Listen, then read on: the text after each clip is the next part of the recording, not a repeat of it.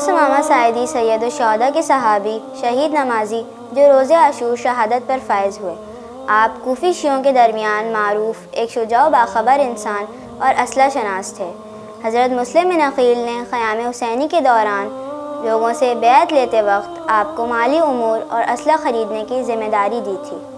آپ کا نام عمر ابن عبداللہ تھا۔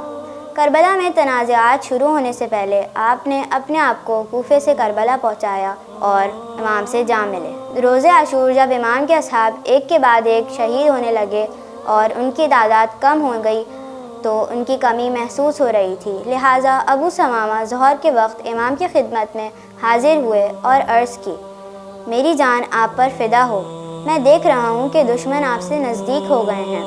خدا کی قسم آپ ہرگز شہید نہ ہوں مگر یہ کہ میں آپ سے پہلے شہید ہو جاؤں۔ میں چاہتا ہوں کہ خدا سے اس حال میں ملاقات کروں کہ اس نماز کا وقت جو قریب ہے پڑھ چکا ہوں۔ امام نے آسمان کی جانب نگاہ کی اور فرمایا: تم نے نماز یاد دلائی، خدا تمہیں نماز گزاروں میں قرار دے۔